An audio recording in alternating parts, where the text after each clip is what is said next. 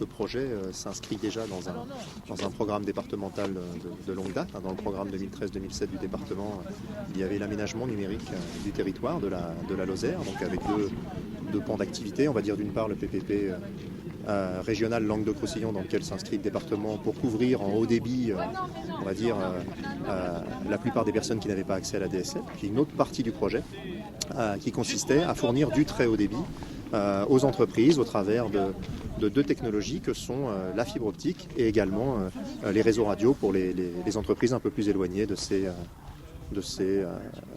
fibres, étant entendu que ce programme-là s'inscrit aussi dans un programme national qui vise à fibrer l'ensemble de la France d'ici, on va dire, entre 2020 et 2025. 2.0, il est donc relié à la fibre optique. Avant, vous avez un faisceau hertzien qui vise Alors effectivement, on a fait un certain nombre de projets préliminaires, la fibre le long de la 75 depuis Clermont-Ferrand jusqu'à Pézenas et jusqu'à Vannes. Maintenant, ce réseau très haut débit pour les entreprises pour être innovant et compétitif, et dans les années à venir sur l'ensemble du territoire avec de la fibre optique à l'abonné. Et qu'est-ce qu'il nous reste encore à faire ? Alors il reste encore beaucoup de choses à faire pour aller irriguer l'ensemble du territoire pour les entreprises et aussi pour des solutions grand public à l'image de ce qu'on a fait à Aumont-Aubrac qui est le projet expérimental village FTTH fibre optique à l'abonné. Alors je rappelais tout à l'heure que nous sommes un des premiers départements à avoir voté le schéma. Alors certes il faut le revoir mais premier, et je pense qu'aujourd'hui nous sommes plutôt en avance sur beaucoup de départements en matière de couverture très haut débit. J'entends bien très haut débit, puisque certaines n'ont pas encore imaginé d'ailleurs de schéma départemental.